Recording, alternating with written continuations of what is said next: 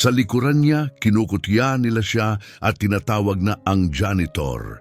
Si Dr. Sarmiento, ang mayabang na sumisikat na bituin sa ospital, ay gumawa pa ng $500 na pustahan na ang bagong middle-aged na nurse ay hindi tatagal ng 1 linggo sa Elite Trauma Center ng St. Jude's. Para sa kanya, masyado siyang mabagal. Masyado siyang tutok sa mga chart, paulit-ulit na chine-check ang lahat. Hindi siya akma sa mabilis at high-tech na imahe na gustong ipakita ng ospital. Ngunit natigil ang lahat ng pagtawa nila nung gabing biglang bumukas ng malakas ang mga pinto ng emergency room at isang Navy SEAL team na malubhang sugatan ang isinugod papasok. Dahil sa sandaling iyon, ang namamatay na team leader ay hindi tumingin sa head surgeon. Diretso ang tingin niya sa bagong nurse, ang babaeng bahagyang nanginginig ang mga kamay. Habang nilalabanan niya ang epekto ng anesthesia, nagawa niyang itaas ang isang nanginginig na saludo sa direksyon niya. Ang sumunod na nangyari ay hindi lang nagpatahimik sa buong silid, winasak nito ang mga karera. Sa St. Jude's Military Medical Center sa Virginia, umuugong ang tunog ng fluorescent lights sa ibabaw ng malilinis na trauma bay na nagre-reflect sa mga stainless steel na kagamitan. Ito ang itinuturing na pinakamahusay na trauma unit sa East Coast. Tanging mga top professionals lang ang nagtatrabaho rito. Ang mga doktor ay hindi lang basta tagapagpagaling, parang mga Diyos ang turing sa kanila at marami sa kanila ay may mga degree mula sa mga lugar tulad ng Harvard at Johns Hopkins. At saka nandyan si Rosaria. Si Rosaria Salazar ay nakatayo sa tabi ng supply cart sa Trauma Bay 4, dahan-dahang nagre-restock ng mga IV bag. Siya ay 52 taong gulang. Ang naninilaw niyang buhok ay mahigpit na nakatali sa isang simpleng bun na mukhang lumana. Dahil sa maluwag niyang scrubs, mas mukha siyang matanda at pagod. Hindi tulad ng mga mas batang nurse na mabilis maglakad sa mga hallway suot ang mga stylish at hapit na uniforme, si Rosaria ay mabagal at maingat kumilos. At inis na inis dito ang mga residente. "Double check mo yung expiration dates, Rosaria," sigaw ni Dr. Ignacio Sarmiento mula sa likod ng nurses station, ni hindi man lang tumitingin mula sa kanyang tablet. Sa edad na 32, matalas ang kanyang mukha at ang kumpiyansa niya ay halos umaabot sa kalupitan. May makapangyarihan din siyang apelyido. Anak siya ng isang senador. Bilang chief resident, sinisiguro niyang walang nakakalimot doon. "Na-check ko na po yon, 10 minuto na ang nakalipas, Doktor," sagot ni Rosaria. Magaspang ang boses na parang sanay sumigaw sa maiingay na lugar. "E di i-check mo ulit," gumisi siya at kumindat kay Irene, ang nurse na katabi niya, isang batang babae na mas abala sa eyeliner kaysa sa pag-aalaga ng pasyente. "Ayaw nating may mamatay dahil nakalimutan ni Lola kung paano magbasa ng label." "Bigla yang sumusulpot ang demensya," dagdag niya habang nakangiti. Tumawa si Irene at tinakpan ng bibig. "Ang sama mo, Dr. Sarmiento." "Maingat lang ako," malakas niyang sabi para marinig ng lahat. "Panay padala ng HR ng mga charity hires. Tingnan niyo yung kamay niya, nanginginig." Hindi siya nagsisinungaling, may bahagya ngunit halatang panginginig ang kamay ni Rosaria. Maliit lang pero para kay Sarmiento, isang perpektong surgeon. Parang pulang bandila yon na kumikislap. Hindi sumagot si Rosaria. Hinawakan lang niya ng mas mahigpit ang salin bag, namutla ang kanyang mga buko at ipinagpatuloy ang trabaho.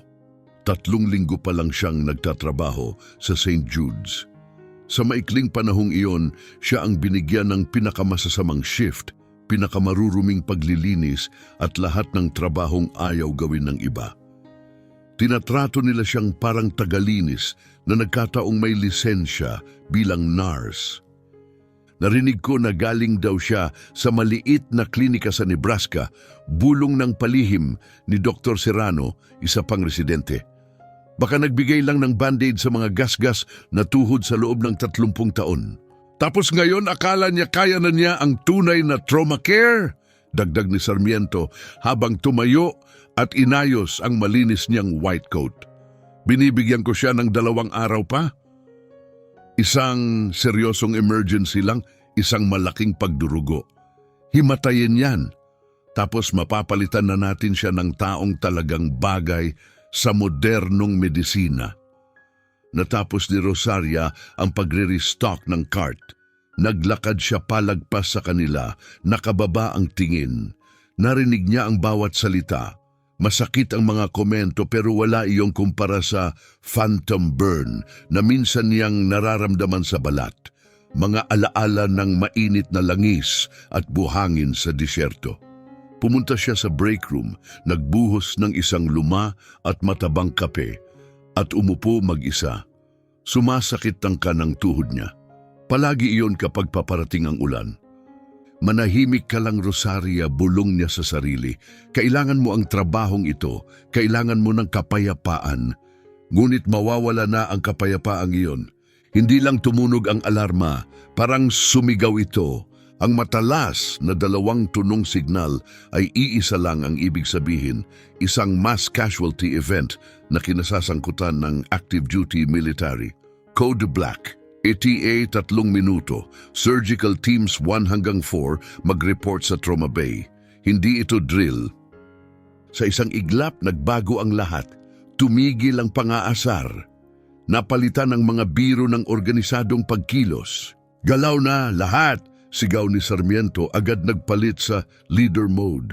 Galing Andrews Air Force Base, Special Ops Team, high-value targets na may matinding trauma. Irene, tawagan ng blood bank. Serrano, ihanda ang Bay 1. Nakita niya si Rosaria na lumalabas ng break room at ngumisi ng mapanlait. Rosaria, lumayo ka sa daan.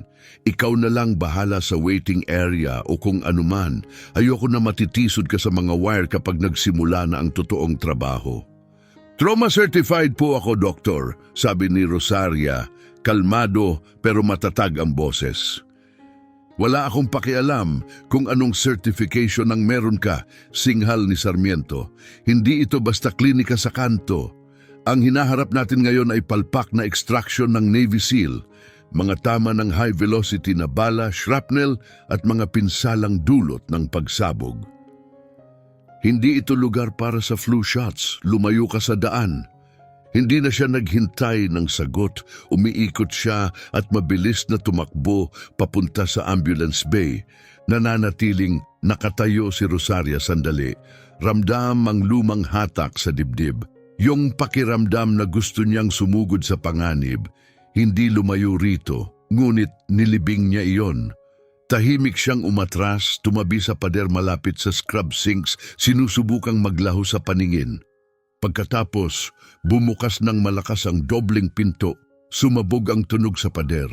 Biglang pumasok ang kaguluhan sa trauma bay. Nakakabingi ang ingay. Sumisigaw ang mga paramedic ng vital signs, kumakalampag ang mga gurney sa hallway. At ang matalim na amoy ng dugo, metaliko, ay kumalat sa hangin na parang usok. Lalaki, 30, maraming tama ng bala sa dibdib. Lalaki, 20, blast injury, putol ang kaliwang binti. At saka dumating ang sentro ng kaguluhan, isang gurney na pinalilibutan ng armadong military police at 2 flight medic na halatang nagpapanik.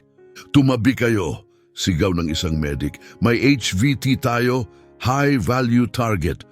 Commander Gilbert Vergara, dugtong ng medic. Team leader, tinamaan ng sniper sa itaas ng dibdib at may shrapnel sa leeg. Ang BP niya 70/40 at mabilis pang bumabagsak. Kumilos agad si Sarmiento. Dalhin siya sa Bay 1. Gusto ko ng thoracotomy tray ngayon. I-cross-match ang 6 na unit. Bilis! Ang lalaking nasa stretcher ay parang inukit mula sa bato. Malaki ang katawan kahit nang hihina. Tinanggal ang tactical vest niya at bumungad ang dibdib na puno ng dugo at tinakpan ng pansamantalang gauze. Pumipikit at dumidilat ang mga mata niya habang papasok at palabas sa malay. Sa gilid nakatingin si Rosaria. Napansin niya kung paano pumipintig ang dugo mula sa leeg, madilim na pula. Ugat iyon, pero hindi iyon ang pinakamalala. Ang sugat sa dibdib ang mas nagpaalarma sa kanya. Bahagya siyang lumapit, gumagana na ang instincts niya.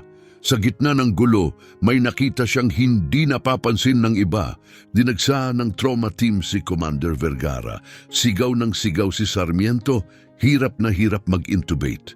Nilalabanan niya ang tubo, magbigay ng 100 ng suksinilcolin. Pigilan niyo siya. Nagpumiglas ang commander, ayaw sumuko ng basta-basta kahit kalahating walang malay, baka lang lakas ng kapit. Kinabig niya ang pulso ni Dr. Serrano at tumulo ang dugo pababa sa braso nito. Pigilan niyo siya, sigaw ni Sarmiento. Hindi siya makahinga, bulong ni Rosaria sa sarili. Nasasakal siya. Tinitigan niya ang monitor, bumababa ang oxygen level kahit may mask. Biglang umakyat ang tibok ng puso niya sa tachycardia pero patuloy na bumabagsak ang blood pressure. Kilala ni Rosaria ang mga senyales. Samantala, nakatutok si Sarmiento sa leeg. Tinamaan ang jugular! Iklamp yan! Pigilan muna natin ang pagdurugo! Doktor, sabi ni Rosaria, hindi niya sinasadyang magsalita. Pero parang pinilit lumabas ang mga salita. Hindi man lang siya nilingon ni Sarmiento. Iklamp yan! May kumuha sa braso nito! Dr. Sarmiento, mas malakas na sabi ni Rosaria, lumabas mula sa anino at lumapit. Sa isang kisap mata, parang huminto ang lahat. Biglang lumingon si Sarmiento, may bahid ng dugo sa mask niya. Ilabas yan dito, ungol niya. Tawagin ng security. May tension, pneumothorax siya, sabi ni Rosaria. Pero nagbago ang boses niya. Hindi na ito mahina o alanganin. Matatag ito. May utos. Kalma, tingnan niyo ang trachea, lumilihis ito pakaliwa. Sinusubukan ninyong i-intubate ang pasyenteng bumagsak ang baga. May 30 segundo na lang bago siya mag-crash. Tinitigan siya ni Sarmiento, nag-aalab sa galit. Sino ka ba para magsalita? Ako ang trauma surgeon dito. Ikaw ay nurse na hirap pa mag-restock ng IVs. Lumabas ka. Tingnan niyo ang leeg niya, sabi ni Rosaria, sabay turo, hindi sa dumudugong sugat, kundi sa mismong ayos ng lalamunan. Sa ilalim ng malupit na ilaw, kahit may dumi at dugo, kitang-kita na ang trachea niya ay tulak palayo sa gitna at ang kanang bahagi ng dibdib niya hindi gumagalaw. Tama siya, sabi ni Dr. Serrano lumapit. Ignacio, tingnan mo, walang breath sound sa kanan, nakaumbok ang neck veins. Nanigas si Sarmiento, sa trauma kahit sandali lang na pag-aalinlangan ay pwedeng ikamatay. Nakipagbanggaan ang pride niya laban sa katotohanang nasa harap niya. Kapag nakinig siya kay Rosaria, magmumukha siyang mahina. Kapag hindi, mamamatay ang commander. Pamamaga lang yan, iginiit ni Sarmiento, dahil sa shrapnel. Kailangan pa rin natin siyang i-intubate. Ngayon, i-push ang meds. Hindi. Kumilos si Rosaria. Hindi siya nagmamadali na parang batang nurse. Gumalaw siya ng eksakto, mabilis at kontrolado. Nilampasan niya ang hanay ng mga staff na nakaskrabin at kinuha ang 14 na gauge na angiocath needle mula sa tray. Security! Pigilan niyo siya! Sigaw ni Sarmiento. Pero nasa tabi na si Rosaria ng pasyente. Hindi siya humingi ng permiso. Hindi siya naghintay ng utos. Ni hindi nga niya tiningnan ng chart. Inilapat ni Rosaria ang kaliwa niyang kamay sa dibdib ng commander. Hinahanap ng sanay at eksakto ang puwang sa pagitan ng ikalawang tadyang malapit sa collarbone. Isang galaw na nagawa na niya ng hindi mabilang na beses. Sa mga helicopter, sa mga improvised na field hospital, sa gitna ng mga combat zone. Muscle memory na ito. Huwag mong hawakan siya, sigaw ni Sarmiento, sabay sugod papunta sa kanya. Pero hindi umatras si Rosaria. Sa halip ibinaba niya ang balikat at hinarangan siya gamit ang matatag at kontroladong siko. Dahilan para matumba-tumba pabalik ang batang doktor. Bumagsak sa tray ng mga instrumento. Hindi iyon pag-atake. Isang kalkuladong galaw iyon. Sa mismong sandaling iyon, isinaksak niya ang karayom sa dibdib ng commander. Isang matinis na pagsingasing ang umalingaw-ngaw sa buong silid habang lumabas ang nakulong na hangin. Ang presyur na dumidiin sa kanyang baga at puso ay tuluyang nawala. Agad tumugon ang mga monitor. Bumagal ang magulong beep. Nagsimulang tumaas ang mga numero sa screen. 80% oxygen, tapos 85, tapos 70. Napahigop ng malalim si Commander Vergara, humigop ng mahaba at nanginginig na hininga. Biglang nagmulat ang mga mata niya. Tumigil siya sa pagpumiglas. Humihinga na siya ulit. Nanatiling nakatayo ang lahat parang nagyelo. Tinulak ni Sarmiento ang sarili niyang makatayo, puno ng hindi makapaniwala at galit ang mukha. Nakatitig ang ibang nurse kay Rosaria na parang isa siyang ibang tao ngayon, pero hindi sila ang tinitingnan niya. Nasa dibdib pa rin ng commander ang kamay niya, hawak ng matatag ang karayom, at saka siya nakita ng commander. Kumurap si Commander Vergara litong-lito. Sa gitna ng ulap ng sakit at gamot, nakita niya ang maliwanag na ilaw, mga estrangherong mukha, at saka ang mukha niya. Sumingkit siya, pilit tinutuon ang tingin sa babaeng nasa tabi niya. Kalma at matatag ang mukha ni Rosaria. Huminga ka, Commander. Mahinahon niyang sabi, ligtas ka na, nasa St. Jude's ka, nandito ako. Gumalaw ang labi niya, sinusubukang magsalita. Masyado siyang mahina, pero iniunat niya ang kamay. Ang parehong kamay na kanina'y kumapit kay Dr. Serrano sa takot, ngayon ay umabot kay Rosaria. Sumugod pabalik si Sarmiento sa kama, nagngangalit. Tapos ka na, sutsot niya. Sinaktan mo ang isang doktor. Gumawa ka ng illegal na procedure. Tatawagan ko ang board. Mawawala ang lisensya mo bago sumikat ang araw. Lumayo ka sa pasyente ko. Teka! Sabi ni Dr. Serrano, halos pabulong. Lumingon ulit ang lahat. Hindi itinutulak palayo ng commander si Rosaria. Kumapit ang kamay niyang puno ng dugo sa manggas ni Rosaria. Hinihila siya palapit, hindi sa galit, kundi sa desperasyon. Hindi siya tumatakas mula sa kanya. Kumakapit siya sa kanya. Sa hirap ng paghinga, tumitig ang mga mata niya sa kanya. Isang salita lang ang nasabi niya, basag at mahina ito pero narinig ng lahat sa trauma bay. Anghel! Sa pinakamaikling sandali, lumambot ang matigas na mukha ni Rosaria. Bahagyang nabiyak ang ekspresyon niya. Nandito ako, Gilbert, bulong niya. Nandito lang ako.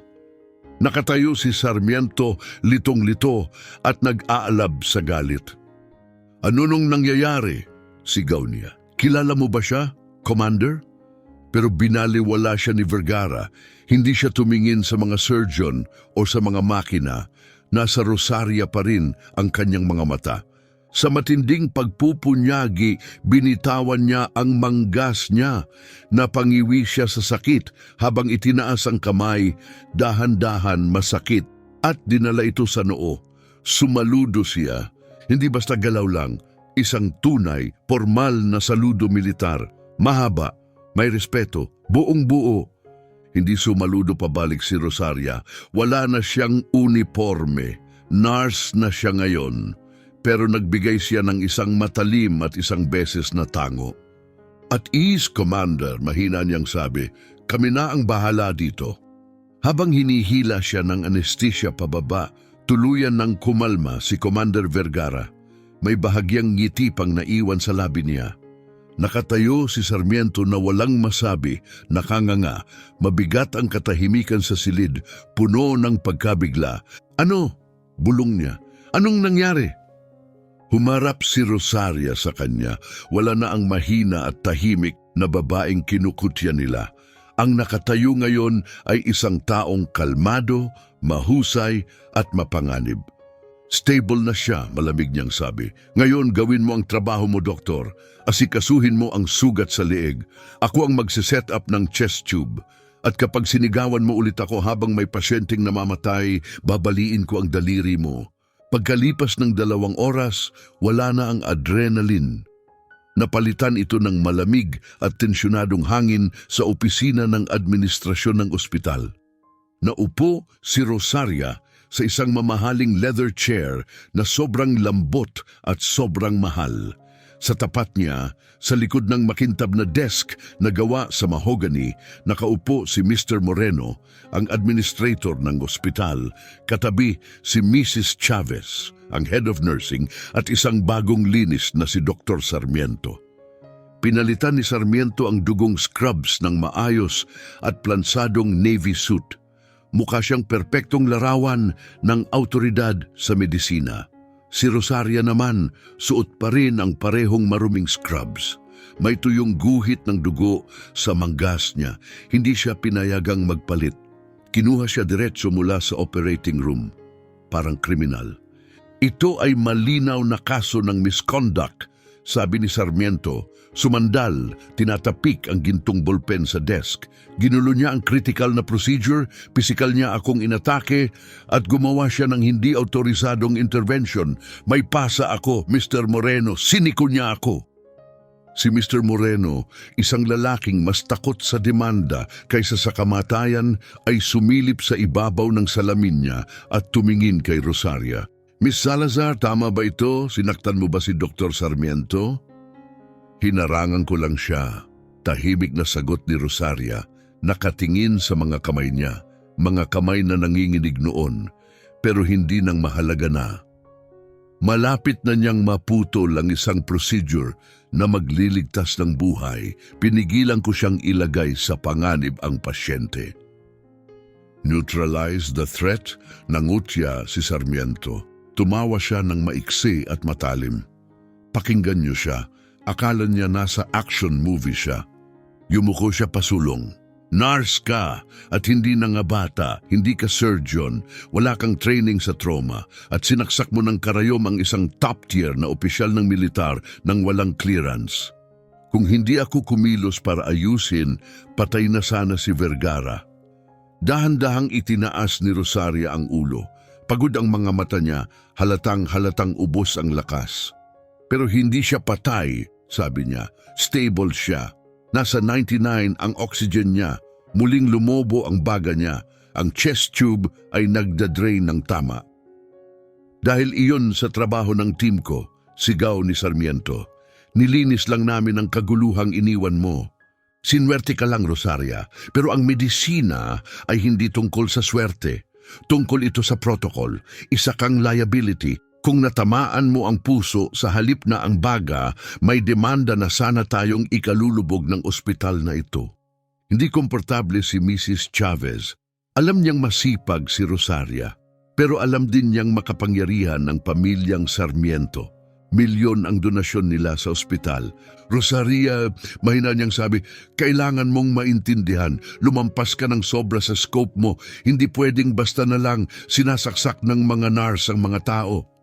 Namatay na siya, sagot ni Rosaria. Matatag at matalim na ang boses. May tension, pneumothorax siya. Nakatuon si Dr. Sarmiento sa maling injury. Nasasakalang tao. Walang saysay ang protocol kung hindi makahinga ang pasyente. At iyan, sabi ni Mr. Moreno, sabay pagsara ng file ng malakas.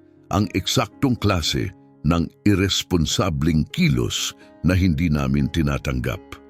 Si Dr. Sarmiento ang chief resident, final ang salita niya sa trauma. Sa pagsuway mo sa kanya, sinira mo ang chain of command. Dahan-dahang itinulak ni Mr. Moreno ang isang papel papunta sa gitna ng mesa. Sa itaas, nakabold ang mga salitang termination notice. Epektibo agad, malamig na sabi ni Moreno. Tinatapos na ang iyong trabaho sa St. Jude's dahil sa paglabag. Ire-report ang insidenteng ito sa State Nursing Board. Malamang mawala ang lisensya mo, Miss Salazar. Tumuro siya sa pinto. Sasamahan ka ng security papunta sa locker mo para kunin ang mga gamit mo. Sa kabilang side ng mesa, nagpakawala si Sarmiento ng maliit at mayabang na ngisi. Hindi halata, isang bahagyang pag-angat lang sa gilid ng labi. Pero nakita iyon ni Rosaria. Para sa kanya ito na ang tagumpay. Nabura niya ang nag-iisang taong nakasaksi sa kabiguan niya. Tumingin si Rosario sa papel. Hindi siya umiyak. Hindi siya nagmakaawa. Mas malala pa ang hinarap niya. Pinaputukan na siya ng sniper, hindi lang pinatalsik ng mga opisyal. Hindi siya natatakot sa papel at pirma. Nakaligtas siya sa mga lugar na puno ng digmaan. Isa lang itong panibagong pag-alis. Sige, bulong niya, tumayo siya mula sa upuan. Umalingaw-ngaw ang malakas na crack ng tuhod niya sa katahimikan. Napangiwi siya pero nagpakatatag, kumapit sa gilid ng mesa at itinuwid ang likod. May isang tanong lang ako, sabi niya, sabay tingin ng diretsyo kay Sarmiento. Bilisan mo, unggol ni Sarmiento, sabay sulyap sa Rolex niya. Kapag pumasok ka roon, simula ni Rosaria, mababa, matalim at seryoso ang boses. Kapag tinitigan mo si Commander Vergara sa mata, sasabihin mo bang ikaw ang nagligtas sa kanya? Aangkinin mo ba ang kredito, Doktor? Ikaw ang tatanggap ng papuri at karangalan. Namula ang mukha ni Sarmiento sa galit niya. Lumabas ka! Dito! Sigaw niya. Tumalikod si Rosaria nang walang dagdag na salita. Hindi siya lumingon. Naglakad siya gamit ang parehong mabagal at pilay na lakad na dati nilang kinukutya. Pero ngayon, wala nang tumatawa. At nang magsara ang pinto sa likuran niya, parang nagbago ang hangin sa loob. Parang gumaan na parabang may makapangyarihang bagay ang umalis. Mabuti nga, bulong ni Sarmiento, ngayon kailangan ko pang harapin ang pamilya. Sabi nila, si Vergara raw ay galing sa isang kilalang angkan sa militar. Sisiguraduhin kong malaman nila na nasa pinakamabuting kamay siya. Wala siyang ideya na ang pamilya na darating ay hindi lang mga magulang o kapatid. Ito ay ang gobyerno ng Estados Unidos. Tahimik ang ICU, puno ng malumanay at tuloy-tuloy na tunog ng mga makina, ugong ng ventilator at ang beep ng heart monitor na parang metronome. Nakahiga si Commander Gilbert Vergara sa kama, bahagyang nakaangat dahil sa mga unan. Balot ang dibdib niya sa makakapal na gauze at may drainage tube na nakausli mula sa tagiliran niya. Pero buhay siya. Paunti-unting bumabalik ang alaala niya, pira-piraso, ang ambush, ang biyahe sa ere, ang pagdiin sa dibdib na parang nalulunod siya sa loob ng sarili niyang katawan, at saka ang babae. Naalala niya ang mukha nito, mas matanda, matigas ang itsura, bakas ang tao ng araw at hirap. Naalala niya ang gray na buhok na nakatali pa atras, at ang boses. Huminga ka, Commander.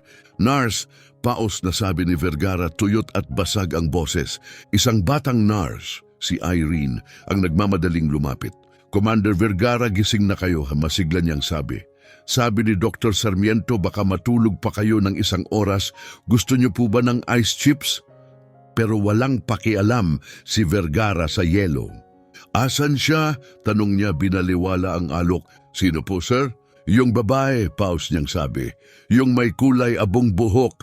Yung nagpasok ng karayom. Nanigas ang mukha ni Irene. Nawala ang masaya niyang tono. Si Rosaria po, yung mas matandang nurse. Rosaria, ulit ni Vergara. Parang tinatansya ang pangalan. Tama ang pakiramdam nito. Kunin mo siya. Kailangan ko siyang makita. Nag-alinlangan si Irene.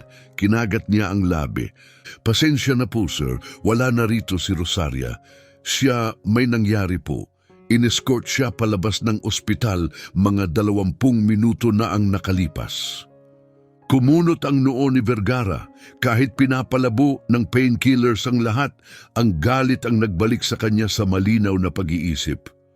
In-escort palabas? Bakit? Hindi siya dapat gumawa ng ginawa niya, bulong ni Irene, parang lihim na ibinubulong. Pinatalsik siya ni Dr. Sarmiento, nilabag niya ang protokol. Sinubukan ni Vergara umupo, tumunog ang mga monitor bilang babala at tumigas ang boses niya. Iniligtas niya ang buhay ko, yung protokol na yan ang pumapatay sa akin. Sir, please! Natatarantang sabi ni Irene. Tatawagan ko si Dr. Sarmiento. At sa mismong sandaling iyon, bumukas ang mga pinto ng ECU. Pero hindi si Sarmiento ang pumasok. 2 military police officer ang unang pumasok. Sinuri ang paligid gamit ang matalas at alertong mga mata. Sa likod nila, may isang lalaking naka-uniforme. May hawak na briefcase. At pagkatapos, pumasok, may tungkod pero puno ng lakas at presensya, si General Orlando Romero, isang 4-star general, chairman ng Joint Chiefs, isang alamat sa sandatahang lakas, presensyang kayang baguhin ang hangin sa loob ng silid. Dumating si Sarmiento sa hallway, nagmamadaling ayusin ang korbata at isuot ang pinakamagaling niyang ngiting pangakit. Ito ang sandaling hinihintay niya. Mga importanteng bisita na pwede niyang bilugin, isang posibleng daan patungo sa defense contract o isang career na mas mataas pa kaysa ospital. General Romero, tuwang-tuwang sabi ni Sarmiento, iniunat ang kamay. Ako po si Dr. Ignacio Sarmiento, Chief Resident dito. Isang karangalan po. Ikinagagalak kong iulat na si Commander Vergara ay stable na at pero hindi man lang bumagal si General Romero. Dumaan siya diretsyo, nilampasan ng kamay ni Sarmiento na parang wala lang ang doktor. Dumaan si General Romero diretsyo, nilampasan ng lahat at tumungo agad sa unang ICU bed. Gilbert, sabi niya, magaspang ang boses pero pamilyar, mukha kang wasak, anak. Ganun nga po ang pakiramdam, sir, ungol ni Vergara, pero humihinga pa rin ako. Tumango si Romero, ganun ang narinig ko. Sumulyap siya sa mga monitor sa kadahan-dahang humarap sa buong silid.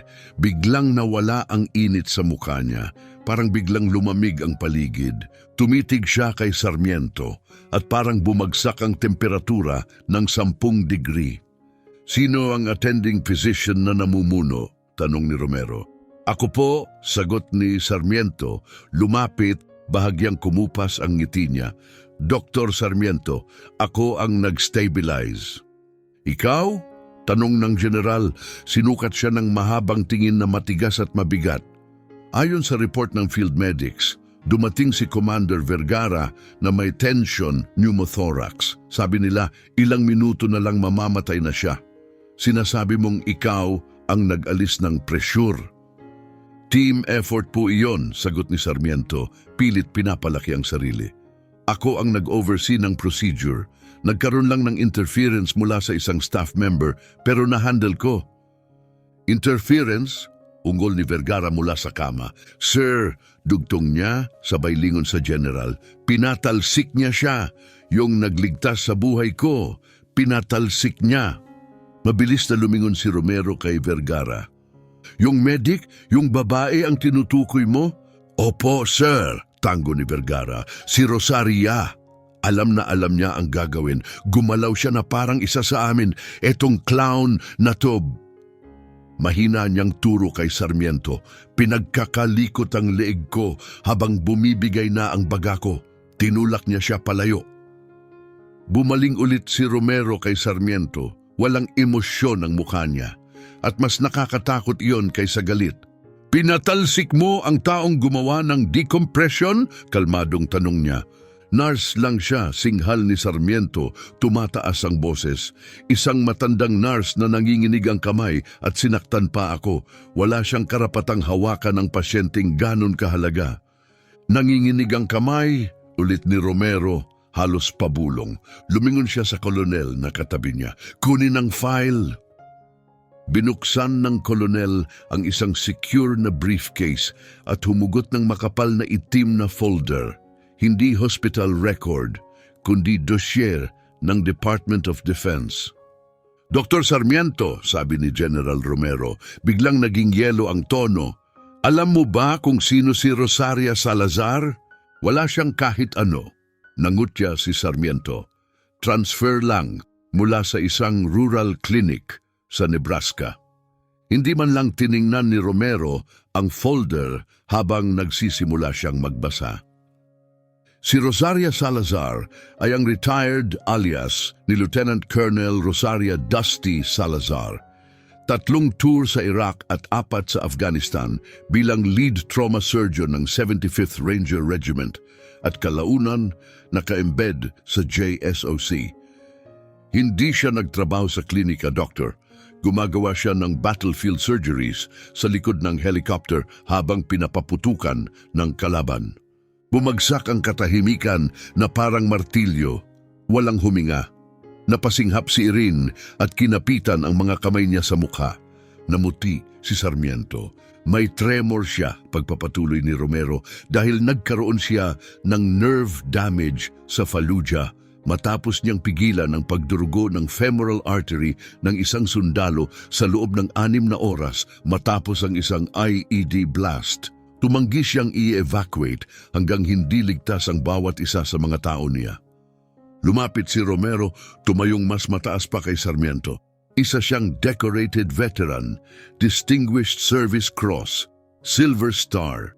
Sa komunidad ng Special Forces, tinatawag nila siyang Ghost Medic dahil binabalik niya sa buhay ang mga lalaking halos patay na. Bumuka ang bibig ni Sarmiento para magsalita pero walang lumabas. At ikaw, sabi ng general, sabay tusok ng daliri sa dibdib ni Sarmiento sa parehong lugar na tinamaan ni Rosaria. Pinatalsik mo siya dahil incompetent siya? Hindi ko po alam. Pautal na sagot ni Sarmiento. Nag-i-stock siya ng IV bags. Mukha siyang, hindi ko alam, parang sumuko na sa buhay. Gusto lang niya ng kapayapaan, sabi ni Vergara mula sa kama, pero tinrato mo siya na parang basura.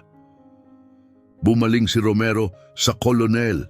Hanapin siya. Ngayon, tinapik ng kolonel ang earpiece niya.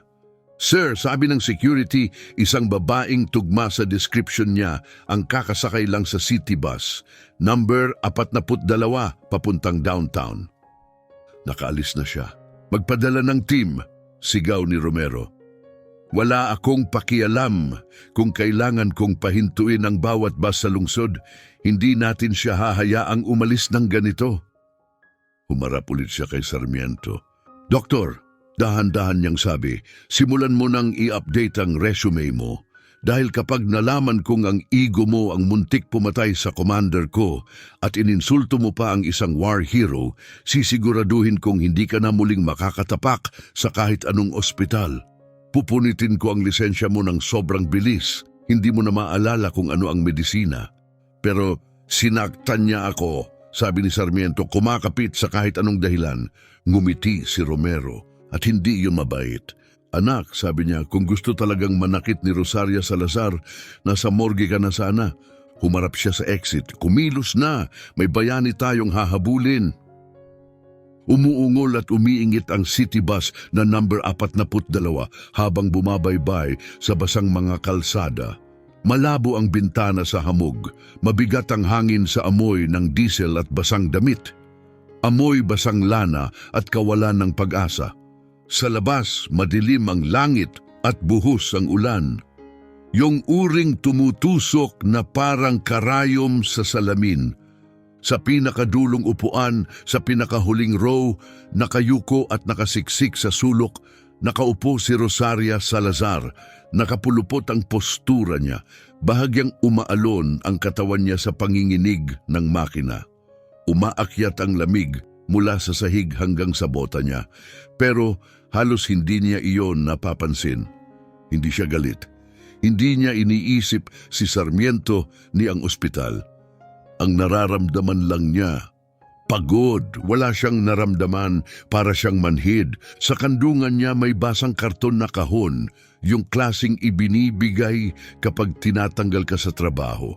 Isang malungkot na pakete na parang may tatak na kabiguan. Sa loob nito ang tanging natira mula sa panahon niya sa St. Jude's. Isang basag-basag na coffee mug na may nakasulat na World's Okayest Nurse. Isang stethoscope na binili niya gamit ang sarili niyang pera dahil basura ang mga ipinapahiram ng ospital. At isang lantang maliit na succulent na halos kumakapit na lang sa buhay. Nakatingin siya sa bintanang puno ng hamog, pinapanood ang abong blur ng mga kalsada ng Arlington na natutunaw sa kulay ng konkreto at pagsisisi. Tapos na, sabi niya sa sarili, hindi sa galit kundi sa pagsuko. Isang mabigat na katotohanang parang batong nakadagan sa dibdib niya. Sa loob ng 10 taon, nabuhay si Rosaria sa dilim. Inilibing niya si Dusty, ang sundalo, ang trauma surgeon, ang alamat na minsang nag-oopera sa likod ng Humvee na nilalamon ng apoy. Ipinagpalit niya ang putukan at adrenaline sa tahimik na mga routine at pagiging hindi napapansin. Ginawa niya iyon para mabuhay, para patahimikin ang mga multo, para takasan ang mga sigaw sa gabi. Akala niya kung magpapakumbaba siya, hayaan ang mayayabang na batang doktor na kutyain ang pilay niyang lakad at tawagin siya ng kung ano-ano. Sa wakas, magkakaroon siya ng kapayapaan. Pero ang mandirigmang nasa loob niya ay hindi naman talaga namatay. Tumahimik lang ito. At ngayong araw, nagising ito, sapat lang para magligtas ng isang buhay at sirain ang kanya. Magpa-file siya ng kaso. Bulong niya sa salamin. Nakikita na niya ang mga headline, ang report. Assault on a physician, unauthorized medical intervention. Hindi titigil si Dr. Sarmiento hanggat hindi siya tuluyang wasak. Mawawala ang nursing license niya, ang pensyon, ang career niya. Maswerte na lang siya kung makakuha siya ng trabaho sa paglalagay ng mga pinamili sa grocery at walang makakaalam na ang mabait na matandang babaeng nasa cashier ay minsang si Lieutenant Colonel Rosaria Salazar, battlefield medic ng pinaka-elite na puwersa sa mundo. Next stop, 4th and Main, transfer to the Blue Line, kaluskos ng intercom sa bus. Napabuntong hininga si Rosaria at inayos ang upo. Ang masama niyang tuhod na nabasag nung matagal na panahon dahil sa mortar blast sa Kandahar ay kumikirot sa bawat langit-ngit ng wiper. Thump, thump, thump. Bigla malakas na preno ang ginawa ng driver. Sumisingasing ang hangin. Bumukas ang pinto ng mabilis. Hindi ko to kasalanan. Hindi ako pulis, nauutal na sabi ng driver. Taas ang kamay. Sumusunod lang ako sa ruta.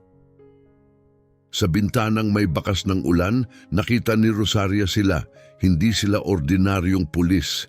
Iba ang galaw nila. Makinis! Eksakto. Kontrolado. May tactical gear sila na tinatakpan ng rain poncho.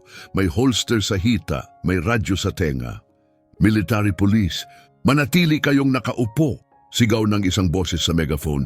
Ang sasakyang ito ay nasa ilalim na ng federal jurisdiction. Nilamon ng katahimikan ang bus.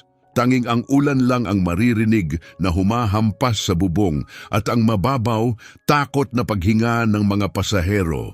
Nanginginig ang kamay ni Rosaria, hindi dahil sa edad, kundi sa adrenaline. Ang klasing pakiramdam na matagal na niyang hindi nararanasan mula ng huling beses siyang nasa war zone. Tumingin siya sa mga kamay niyang mahigpit pa ring hawak ang walang kwentang karton na kahon. Ganito pala matatapos, naisip niya. Inihanda niya ang sarili na pusasan. Kalad ka rin palabas sa harap ng mga estranghero. Hiyain, 2 MP ang sumakay sa bus. Halos hindi magkasya ang malalaking katawan sa aisle. Nakasuot sila ng salaming may salamin, mirrored, kaya hindi makita ang ekspresyon. Pero sinusuri nila ang bawat mukha na parang operasyon ang ginagawa. Clear, sabi ng isa sa radyo, nasa likod ang target. Pagkatapos tumabi sila at doon niya narinig isang malinaw, matalim na tunog. Klak, klak, klak, ng tungkod na tumatama sa metal na hagdan. May isang lalaking umakyat sa bus. Hindi naka-combat gear, naka-full military dress. Malinis na malinis ang uniforme, puno ng ribbons ang dibdib, bawat isa parang kabanata ng sakripisyo, digmaan at serbisyo. Kumikinang ang 4 na bituin sa balikat niya. General Orlando Romero, ang chairman ng Joint Chiefs, isang lalaking hindi basta lumilitaw. Dumadating siyang parang kulog, napasinghap ang mga pasahero, kahit mga sibilyan, kilala siya. Siya ang mukha ng armed forces, ang lalaking nakikita sa balita tuwing may krisis. Naglakad siya sa maruming aisle nang hindi lumilingon sa gilid. Nilampasan niya ang teenager na nagvi-video gamit ang cellphone. Iniwasan niya ang supot ng natapong oranges. Walang mahalaga doon. Nakatutok ang mga mata niya sa pinakahuling row kay Rosaria. Hindi tumayo si Rosaria, hindi niya kaya. Naupo lang siya ron, nakayuko, basang-basa at nahihiya, hawak ang kahon ng kabiguan na parang iyon na lang ang natitira sa kanya. Huminto ang general sa harap niya at matagal na walang sinabi. Masakit ang katahimikan. Mahirap kang hanapin, Dusty, malambot niyang sabi. Hindi ang malakas na boses ng isang general, kundi ang pamilyar na tinig ng taong nakilala siya sa ibang buhay. May dala ang tono niya na lumang sakit. Tumingala si Rosaria at sa pagkakataong ito, tumulo ang luha niya. "Hello, Tom," bulong niya. Nagbigay siya ng malungkot na ngiti. "Mukha kang wasak, Rosaria." "Ganon ang pakiramdam ko," pabulong niyang sabi habang nabubulunan. Nagkamali ako, Tom. Sinaktan ko ang isang civilian doctor. Nilabag ko ang bawat patakaran sa libro. Ako lang kasi." Walang magawa si Rosaria, itinuro ang basang kahon sa kandungan niya. "Gusto ko lang siyang iligtas." "Alam ko," mahinang sabi ni Romero. Napatingin siya sa kahon, saka sa mga bahid ng dugo sa scrubs ni Rosaria. Hindi dugo niya, kundi kay Commander Vergara. Nawala ang init sa mukha niya, napalitan ng malamig na galit ng isang general na handang magdigma. "Pinatalsik ka nila," mababang sabi niya, "dahil sa pagliligtas sa buhay ng isang Navy SEAL?" Mapait na tanong ni Rosaria. "Hindi, dahil napahiya ko ang isang mayamang bata na may scalpel." Nanginginig ang boses niya sa hindi makapaniwala. Nangumigpit ang panga ni Romero. "Kung ganon," ungol niya, "ang mayamang batang yun magkakaroon ng pinakamalalang araw sa buong buhay niya." Hindi siya nag-abot ng kamay para makipagkamay. Sa halip, inabot niya ang basang karton na kahon at inangat mula sa kandungan ni Rosaria. "Sir, hindi niyo na kailangang buhatin niyan," mahina niyang sabi. "Basura lang yan." "Hindi yan basura," matatag na sagot ni Romero. Isinuksok ito sa ilalim ng braso niya na parang mission file. "Ebidensya yan kung gaano sila kabulag. At ikaw," dagdag niya sabay abot ng kamay, "hindi ka uuwi sa bus, Colonel." Lumaki ang mga mata ni Rosaria. "Tom, retired na ako, tinanggal na ako. Wala na akong kahit ano." Tumaas ang boses ni Romero, sapat para marinig ng buong bus. "Ikaw si Lieutenant Colonel Rosaria Salazar, ang ghost medic ng ika-75 Rangers, ang babaeng nagligtas sa buhay ni Commander Gilbert Vergara. At hindi namin iniiwan ang aming mga bayani sa isang maulang city bus." Tinitigan ni Rosaria ang kamay niya. Hindi lang iyon alok, lifeline iyon, paanyaya pabalik sa mundong may saysay, may respeto, may layunin. Dahan-dahan inabot niya si Romero, kumapit ang magaspang niyang kamay sa kamay nito. Habang tumatayo siya, lumakas ang pop ng tuhod niya, pero hindi siya natinag. Itinuwid niya ang balikat, itinayo ang likod, nawala ang pagkayuko ng talunang NARS. Ang natira ay isang opisyal, matatag, marangal at hindi matitinag. Inakay siya ni Romero pababa ng aisle. Habang dumaraan sila, nagbago ang damdamin sa bus.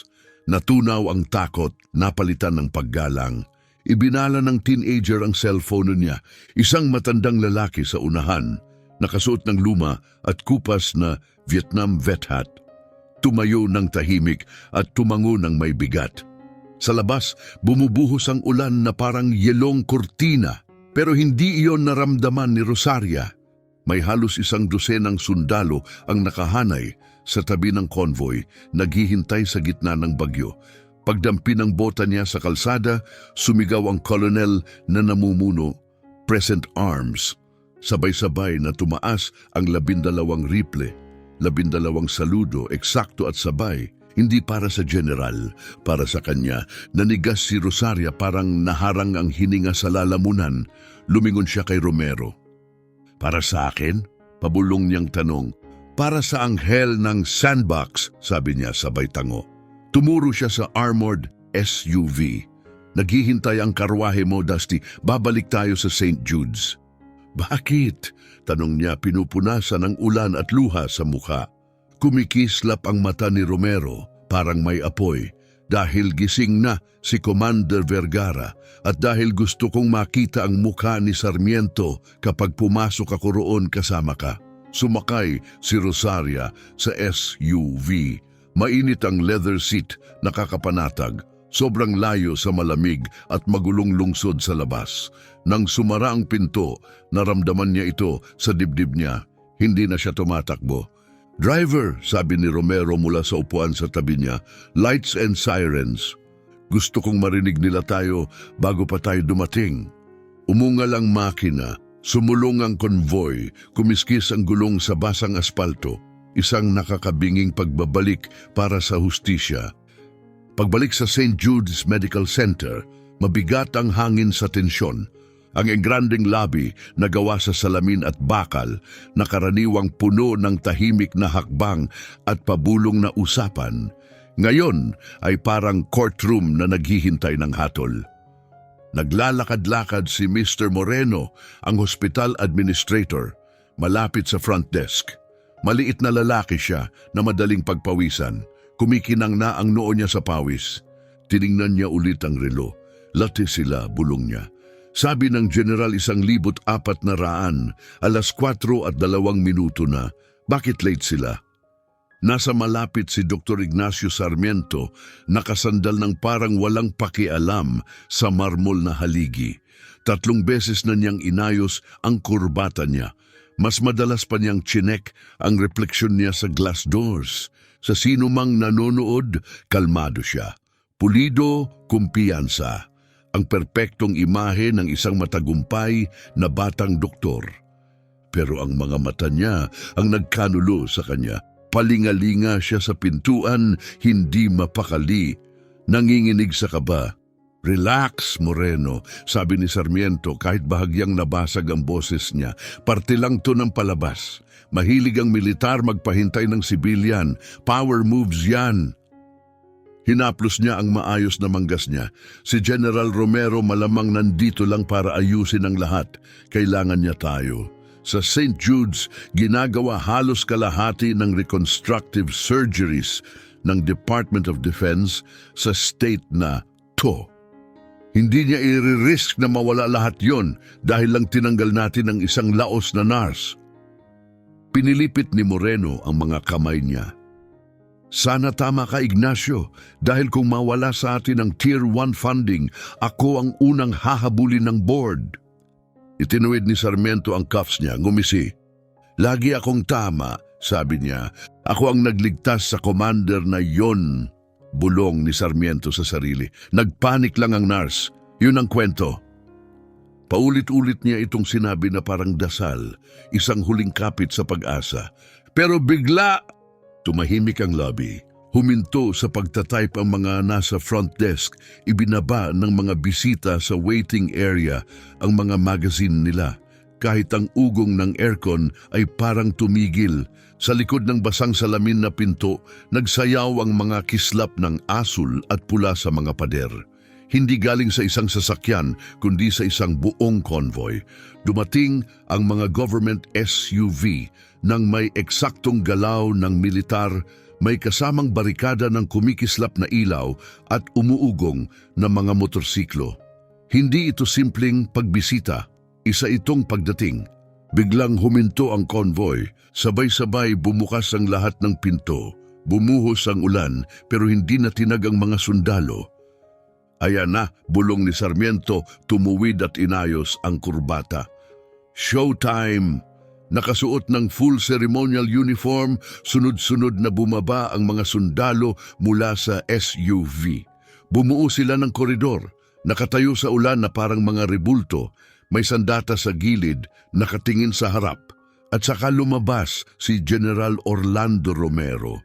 Hindi siya nagmadali, hindi siya nagtago sa ilalim ng payong. Naglakad siya papasok sa bagyo na parang ito ang natatakot sa kanya. Hindi siya sa ulan, hindi pantukod ang tungkod niya, simbolo iyon ng kapangyarihan parang espada. At sa tabi niya may taong hindi agad nakilala ni Sarmiento. Kumurap siya, sumingkit, si Rosaria. Pero hindi na ang babaeng naaalala niya. Wala na ang lumuluyloy na scrubs at talunang postura. Wala na ang babaeng pilit naglalaho sa sulok. Ang kapalit, isang sundalo. Suot niya ang lumang olive field jacket, kupas sa araw at buhangin, pero malinis ang shoulder patches. Maayos ang fatigues niya at sa kwelyo niya kumikislap ang pilak na oak leaves. Isang lieutenant colonel. Naglakad siya katabi ng general, hindi nasa likod. Nandoon pa rin ang pilay niya, pero hindi na ito mukhang kahinaan. Para itong patunay na nakaligtas siya sa mga bagay na hindi kakayanin ng iba. Pagbukas ng automatic doors at pagpasok nila sa tahimik na lobby, tila naiwan sa labas ang bagyo na palitan ng kakaibang katahimikan. Mabilis na lumapit si Mr. Moreno na may pilit ng ngiting nakadikit sa mukha. General Romero, napakalaking karangalan na hindi man lang siya tiningnan ni Romero. Dumaan siya diretsyo. Hindi siya huminto hanggang sa tumapat siya kay Dr. Sarmiento. Kitang-kita ang pagkakaiba nila. Naka-tailored suit si Sarmiento, bata, pulido. Si Romero ay matanda, may peklat at may tungkod. Pero kahit ganon, si Romero pa rin ang tila mas matangkad. Sa presensya, sa bigat, sa katotohanan. Dr. Sarmiento, sabi niya, mababa at malamig ang boses, parang kulog sa malayo. General, tango ni Sarmiento pilit pinipigil ang sarili. Sa tingin ko, nandito kayo para sa debrief tungkol sa kondisyon ni Commander Vergara. Ikinagagalak kong iulat na sa kabila ng ilang komplikasyon, matagumpay naming na-stabilize siya ng team ko. Team mo? Ulit ni Romero, bahagyang lumingon sa glass-walled balcony sa itaas, kung saan tahimik na nanonood ang mga nurse at staff, kabilang sina Irene at Dr. Serrano. Yun na ba ang tawag natin ngayon? Ano po? Nautal si Sarmiento. Walang sabi-sabi, inilabas ni Romero ang isang tablet mula sa coat niya at tinapik ang screen. Itinaas niya ito. Huminto ang video sa isang frame mula sa security camera ng Trauma Bay. Nakatayo si Sarmiento sa ibabaw ni Vergara, nakatuon sa sugat sa liig. Samantalang ang kamay ni Rosaria ay nakadiin sa dibdib ng commander. Sinuri ko ang lahat ng footage at medical data, sabi ni Romero. Umalingaw-ngaw ang boses sa malaking lobby na parang simbahan ng salamin at bakal. Dumating si Commander Vergara na may textbook tension pneumothorax, deviated ang trachea, distended ang jugular. Ibinala niya ang tablet at tinitigan si Sarmiento. Kahit first-year medic sa putik na trench sa Kandahar, makikita na yan sa loob ng ilang segundo. Ikaw, chief resident ng top-tier trauma center, hindi mo nakita sa loob ng 2 minuto. Pinanood mong masakal ang isang Navy SEAL habang ginagamot mo ang isang mababaw na sugat. Ganap ang katahimikan. Mabigat ang sandali, halos hindi kayanin. Namula ng husto ang mukha ni Sarmiento. Iyan ay usapin ng clinical interpretation, utal niya. Hindi, putol ni Romero, usapin iyan ng incompetence. At nang siya, turo niya kay Rosaria, ay subukang iligtas ang buhay ng lalaking yon, hindi mo siya sinuportahan, inatake mo siya, pinahiya mo siya, tapos pinatalsik mo. Umatras si Romero ng isang hakbang. Ibinigay ang espasyo kay Rosaria. Humarap si Rosaria kay Sarmiento. Walang galit sa mukha niya, puro focus. ang malamig at matatag na kalma ng taong mas malala pa ang hinarap at nakaligtas. "Tinawag mo akong janitor," sabi ni Rosaria, parang bakal ang boses. "Tumaya ka ng $500 na hindi ako tatagal ng 1 linggo." Napansin ang paglunok ni Sarmiento. "Rosaria, tingnan mo." Simula niya, lumambot ang boses. "Mataas lang ang emosyon noon. Pwede nating ayusin ito. Pag-usapan ang severance package." "Ayoko ng pera mo," putol ni Rosaria matalim. 20 taon akong nagsilbi sa United States Army Rangers at JSOC. Nagbunot ako ng shrapnel sa dibdib ng mga lalaki gamit ang mga kamay ko habang may mga bala sa itaas ng ulo namin. Mas marami na akong nakalimutan tungkol sa trauma medicine kaysa sa matututunan mo sa Country Club Medical School mo. Lumapit siya at parang lumaki ang presensya niya. "Hindi lang buhay ng isang sundalo ang inilagay mo sa panganib, doktor. Dinungisan mo ang buong propesyon. Ginawa mo itong tungkol sa'yo, hindi tungkol sa pasyente." Ramdam ni Mr. Moreno na nagbago ang ihip ng hangin, kaya mabilis siyang sumingit sa pagitan nila. Humarap siya kay General Romero, binaliwala si Sarmiento. "General Romero," kabadong sabi niya, "walang ideya ang St. Jude's sa Distinguished Military Record ni Miss Salazar. Kami ay nalinlang po ng impormasyon ni Dr. Sarmiento tungkol sa nangyari sa Trauma Bay. Inaako namin ang buong responsibilidad." "Talaga?" tanong ni Romero, walang emosyon. "Opo, absolutong ganap." Mabilis na tango ni Moreno. "Epektibo agad, tinatanggal si Dr. Sarmiento. Ire-report din namin siya sa State Medical Board dahil sa negligence." "Ano?" sigaw ni Sarmiento.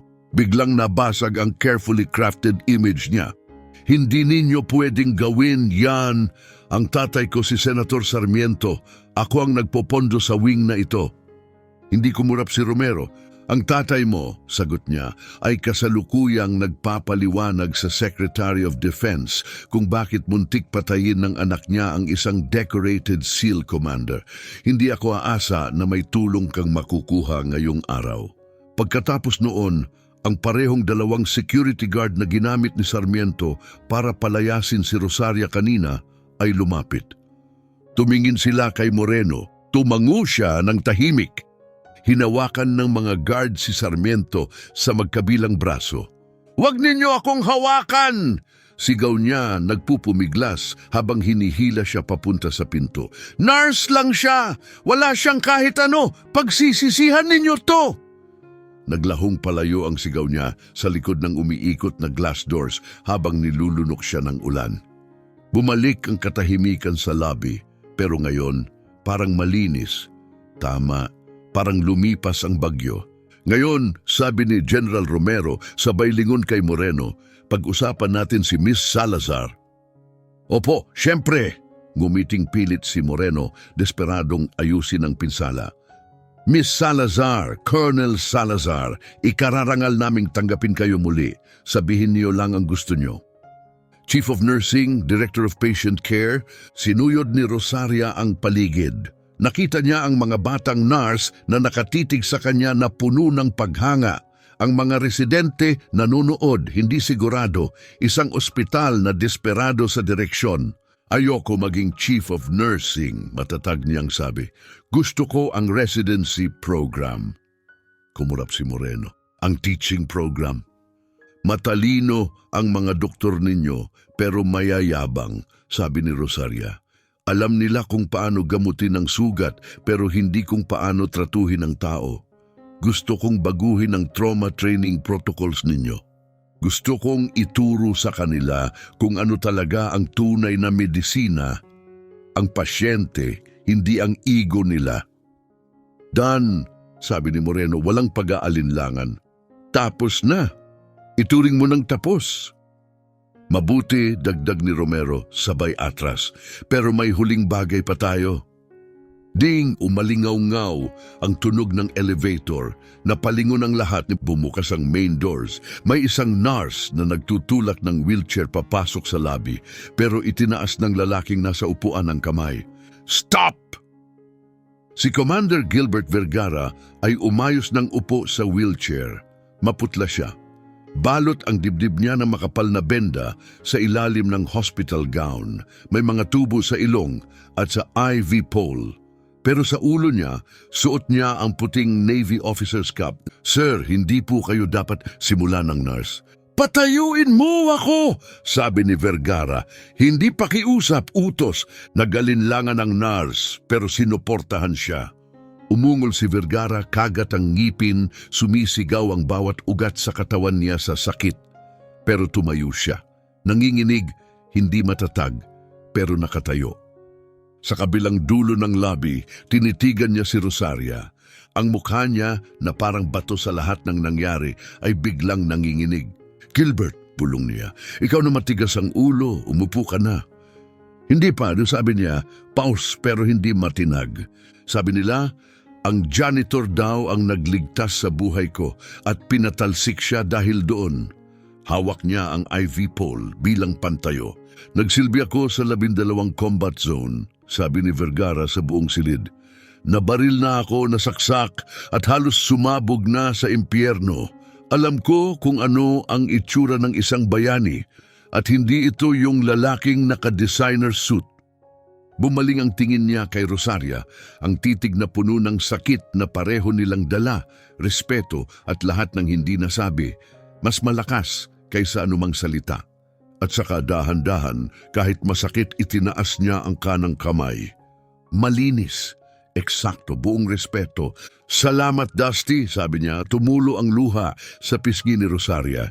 Hindi niya pinunasan. Pinagdikit niya ang mga sakong kahit sumasakit ang tuhod at itinaas din niya ang kamay bilang tugon. "Who's the commander?" Nabubulunan niyang sabi. Sandaling tumigil ang labi. Pagkatapos, si Dr. Serrano ang unang pumalakpak.